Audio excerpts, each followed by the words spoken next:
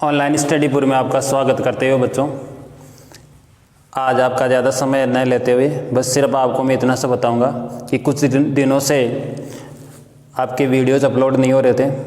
उसका कारण ये था कि आवाज़ क्लियर नहीं हो पा रही थी, माइक नहीं था, और अब माइक आ चुका है तो आवाज़ शानदार रहेगी आपके सामने, आप देख भी रहे होंगे, सुन भी पा रहे होंगे।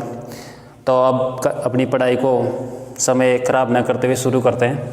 और आज अपन पढ़ेंगे, आपको पता है ये कक्षा 10 का वीडियो है और वैसे आपको बताने की वैसे आवश्यकता तो नहीं है, गणित, ठीक है। और इसका जो प्रश्नमाला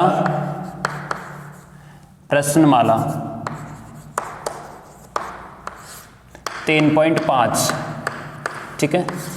इसके अंदर इस वीडियो को इस चैप्टर के अंदर प्रश्नमाला 3.5 को शुरू करने से पहले इसमें क्या करना है क्या नहीं करना है वो मैं आपको बता देता हूँ। इसमें मूलों की प्रकृति, एक द्विघात समीकरण होता है, द्विघात समीकरण का व्यापक रूप, ये होता है आपका ax² + bx + c = 0। ये इसका द्विघात समीकरण का व्यापक रूप होता है। और आपने 3.4 में भी आपने ये पढ़ा होगा कि द्विघात समीकरण के दो मूल जो होते हैं वो दो मूल होते हैं, और यानी कि x के जो दो मान होते हैं उन्हीं को द्विघात समीकरण के मूल बोलते हैं। तो उन मूलों की प्रकृति मतलब कि दोनों मूल एक समान भी हो सकते हैं, दोनों मूल अलग अलग भी हो सकते हैं, और दोनों मूल काल्पनिक भी हो सकते हैं। तो अपन मूल निकालने से पहले इस चीज़ का पता कर लें कि इसके मूल काल्पनिक होंगे, वास्तविक होंगे, अलग अलग होंगे, बराबर होंगे, कैसे होंगे ये पता कर लें, तो उसको बोलते हैं मूलों की प्रकृति ज्ञात करना।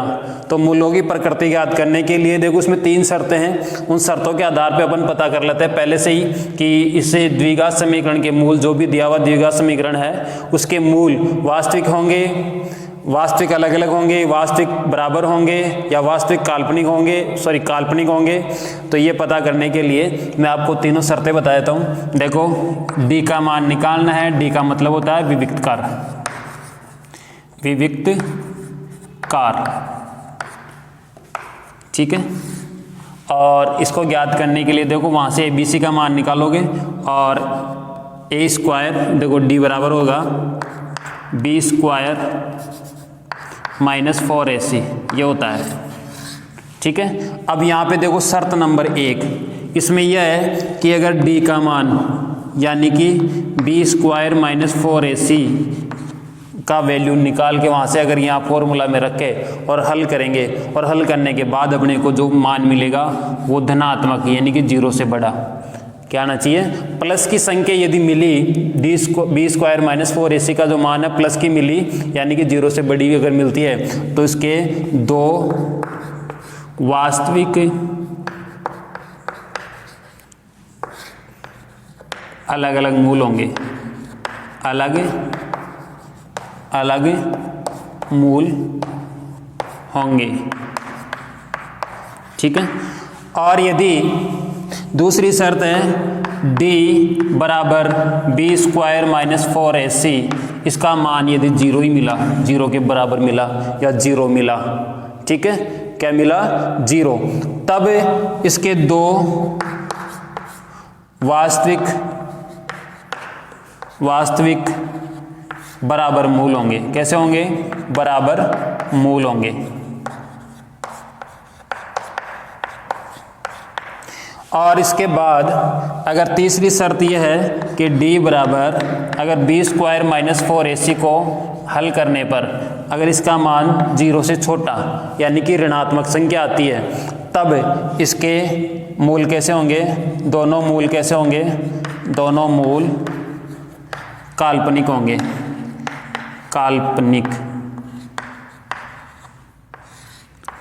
कैसे होंगे, काल्पनिक होंगे। मूल कैसे होंगे, काल्पनिक। तो काल्पनिक मूलों को ज्ञात नहीं किया जा सकता, सिर्फ कल्पना की जा सकती है। तो काल्पनिक मूलों को अपन ज्ञात नहीं करेंगे, सिर्फ लिख के छोड़ देंगे कि इसके मूल काल्पनिक होंगे, अर्थात उनको ज्ञात नहीं किया जा सकता। इसके बाद तो ये 3 शर्तें हैं, इन तीनों शर्तों को आप अच्छे से अपनी नोटबुक में और नोट डाउन कर लो। वीडियो को पॉज करके आप नोट डाउन कर सकते हैं, कोई दिक्कत नहीं है, अच्छे से याद करनी है। और उसके बाद ही इसके अंदर जो पूछा है मूलों की प्रकृति ज्ञात कीजिए, वो अपन ज्ञात करेंगे। अब इसके साथ मैं आगे इसका पहला क्वेश्चन लेता हूं और एक क्वेश्चन आपको हल करके दिखाता हूं कि इसके मूलों की प्रकृति कैसी है। और सिर्फ मूलों की प्रकृति ज्ञात करना है, 3.5 का जो पहला क्वेश्चन है और पहले के अंदर भी पहला क्वेश्चन। तो मूलों की प्रकृति ज्ञात करने के लिए देखो, इसको इरेज कर देता हूं और इरेज करके आपको इसका आगे का क्वेश्चन बताता हूं। जब तक मैं आपको एक बहुत ही महत्वपूर्ण बात बताने जा रहा हूं कि अगर आपको वीडियो में जो पढ़ाया जा रहा है समझ में आ रहा है तो आप कमेंट करके बताएं, अच्छा लग रहा है तो बताएं।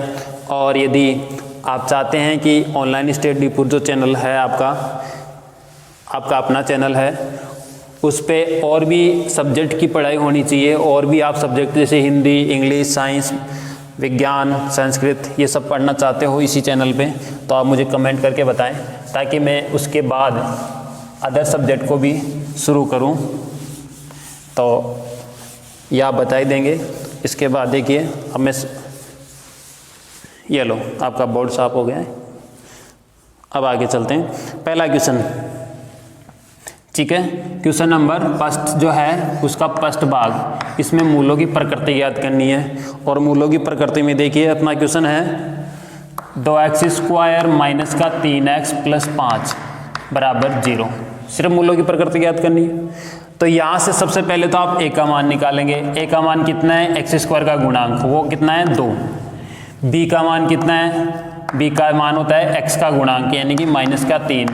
और c का मान है 5। ये abc का मान निकाल दिया है, ठीक है। अब इसके बाद अपना d निकालो। d बराबर होता है b² माइनस 4ac, ठीक है। d बराबर b का मान रखो कितना है, माइनस का 3, इसका होल स्क्वायर माइनस फिर ये 4, a का मान ये रहा 2 और c का मान ये रहा 5। ओके, इस तरीके से ये d बराबर हो जाएगा, -3 का स्क्वायर करेंगे ना तो होगा प्लस का 9, ठीक है। -3 को -3 से गुणा करेंगे तो -3 प्लस माइनस प्लस और 3 को 3 से गुणा करने पे 9 आ जाएगा। इसके बाद माइनस ये 4 दूनी 8 और 8 पंजे 40। तो इस तरह से करके अपने पास क्या मिल गया, माइनस का 31। डी का मान कैसा है, माइनस का 31। तो यहाँ कौन सी शर्त लग जाएगी, यहाँ डी जो है वो लेस देन 0 है। डी का मान कैसा है, 0 से छोटा है। अतः दिए गए, पूरी लाइन लिखोगे तभी अच्छे मार्क्स मिलेंगे बोर्ड एग्जाम में। दिए गए द्विघात समीकरण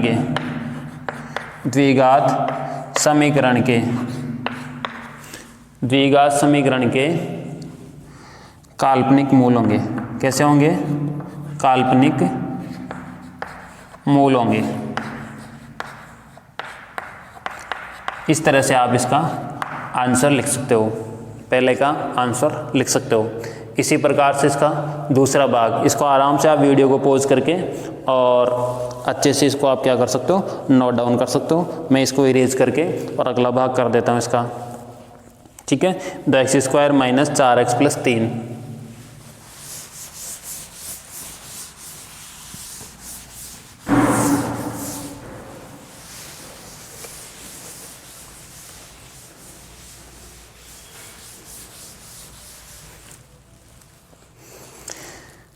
दो x² minus 4x plus 3, 2x² minus 3, यही है ना, 4x प्लस 3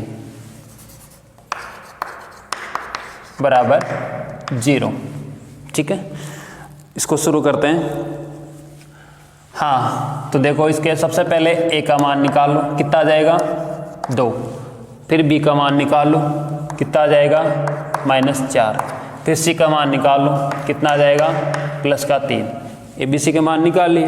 अब d का निकालना है। d बराबर कितना होता है, b² माइनस 4ac। ये फॉर्मूला याद ही हो जाना चाहिए, ठीक है। अगर बार बार लिखोगे हर सवाल में लिख के फिर बाद में वैल्यू निकालोगे ना d की, तो आपको डेफिनेटली याद हो जाएगा। माइनस का 4, इसका होल स्क्वायर कर दो, -4, a का मान 2 है और b का मान है 3। तो ये d बराबर आ जाएगा, कितना हो गया 16। और यह देखो माइनस का 4 का स्क्वायर 16 हो जाएगा, और 4 दूनी 8 और 8 या 24, वही यहाँ पे नेगेटिव वैल्यू आ रही है।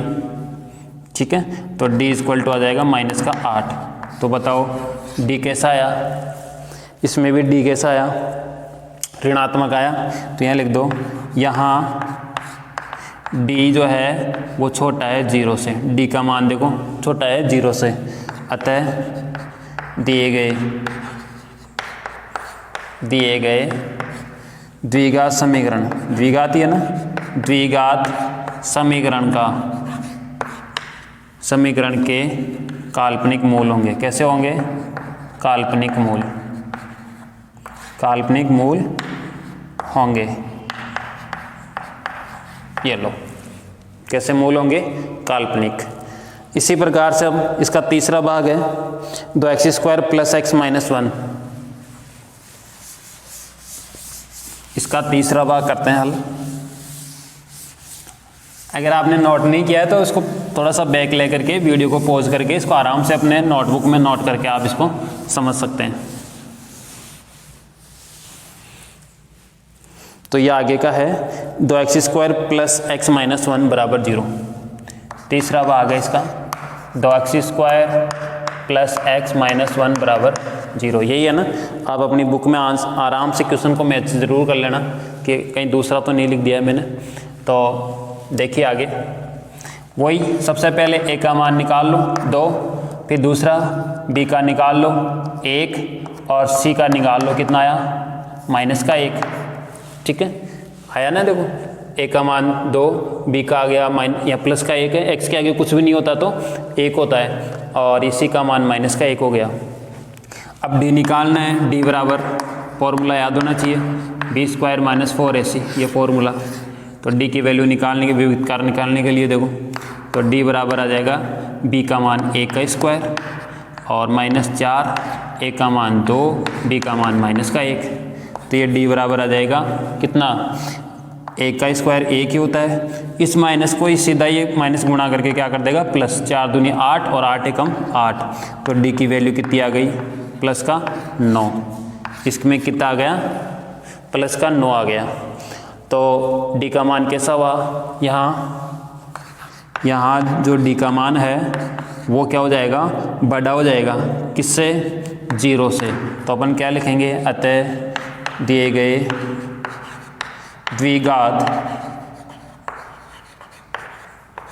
द्विघात समीकरण के दो अलग अलग वास्तविक मूल होंगे, 2 अलग अलग वास्तविक मूल होंगे। कौन से मूल होंगे, 2 अलग अलग वास्तविक मूल होंगे। ये लो, इस तरीके से आप ये कर सकते हो, अच्छे से समझ सकते हो आराम से। एक बार में नहीं है तो वीडियो को आप रिवाइज करके दोबारा देख करके भी आप समझ सकते हो। अब आप कमेंट करके मुझे तुरंत बताओ कि इसके आगे वाले 3 क्वेश्चन और हैं, फटाफट से उनको निपटा दें, या चलो कर ही देते हैं। इसका चौथा पार्ट है x² - 4x + 4। ठीक है, अब देखो मैं इसमें थोड़ा सा दिमाग लगाने की कोशिश करूँगा कि चलो पूरा ही मिटा देता हूँ, छोड़ो, और लिख देंगे क्या है ना।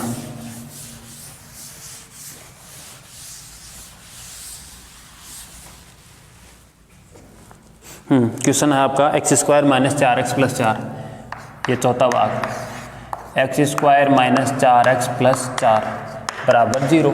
सीधा सीधा है वही, वैसे कि वैसे ही। a बराबर, प्रैक्टिस के लिए दे दिए इसमें बहुत सारे क्वेश्चन, भाई इसकी प्रैक्टिस हो जाएगी ना तो आपको समझ में आ जाएगा। a का मान 1, बस आपको a b से निकालना आना चाहिए सबसे पहला काम। a का मान 1, b का मान -4 और c का कितना है, प्लस का 4। ठीक है, और यहाँ देखो d निकालना है तो d का वही b² - 4ac।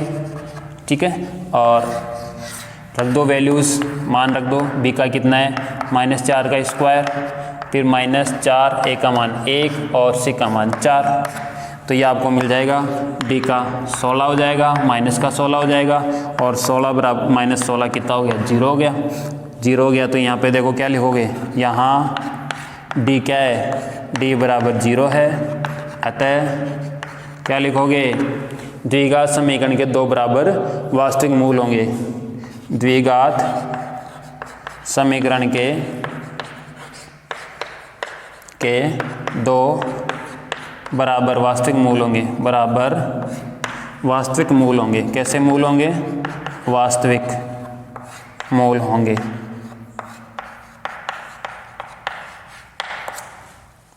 ठीक है, ये लो आराम से पढ़ो, मस्त रहो, है ना।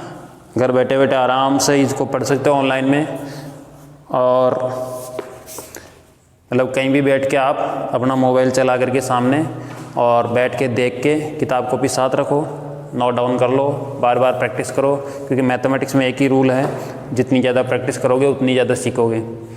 मतलब बहुत सारे लोग बोलते हैं कि ये तो रटना हो गया, नहीं, आप एक किसी चीज़ को एक बार लिखते हैं, उसमें कुछ चीज़ें समझ में आती है, कुछ छूट जाती है, दोबारा उसी चीज़ को लिखते हैं तो फिर कुछ और ज़्यादा समझ में आता है, और इसके बाद कंटिन्यूस तरह से आता रहता है। ठीक है, अब इसके बाद नेक्स्ट आगे का और एक क्वेश्चन है, इसका 5वां भाग, इसका 5th भाग।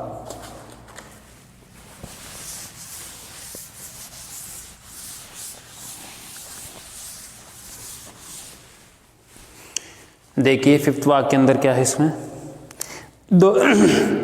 2x² प्लस 5x + 5 बराबर 0। ये 5वां भाग है पहले का। 2x² प्लस 5x + 5 बराबर 0। ये है प्रश्न आपका, 2x² प्लस 5x + 5 बराबर 0।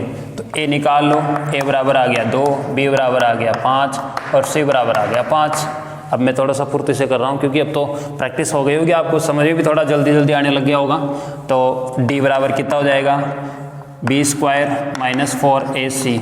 डायरेक्ट रख दो मान, b का कितना है 5, 5 का स्क्वायर कर दो 4, a का मान 2 और c का 5। तो ये d बराबर आ जाएगा 5 का स्क्वायर 25 माइनस 4 दूनी 8 और 8 पंजे 40। तो बताओ d बराबर कितना आया? -15। d का मान कैसा आया? ऋणात्मक, मतलब d का मान, d क्या है? छोटा है 0 से। यहाँ d जो है वो क्या है? 0 से छोटा है। तो ये 0 से छोटा है तो क्या लिखेंगे? अतः द्विघात समीकरण के मूल कैसे होंगे? द्विघात समीकरण के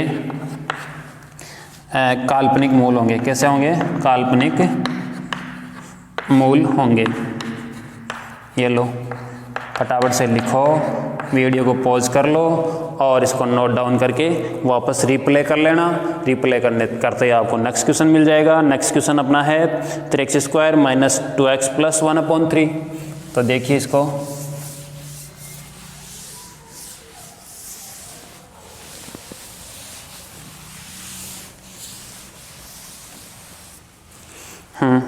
अपना इसका देखो, छठा भाग है 3x² - 2x।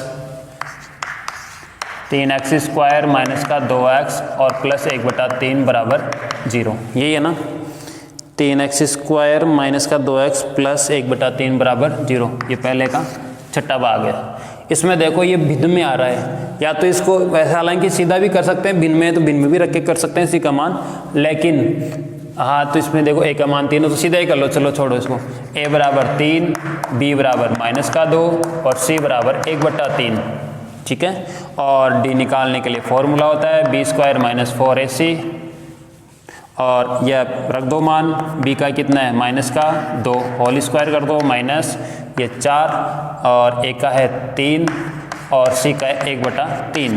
तो यहाँ 1/3, ये 3 कट गया, और ये देखो -2 का स्क्वायर 4 आ जाएगा और ये -4 आ गया। इन दोनों को काट के d का मान कितना आया? 0 आया। d बराबर कितना आ गया? तो अपन क्या लिख सकते हैं? अतः दिए गए द्विघात समीकरण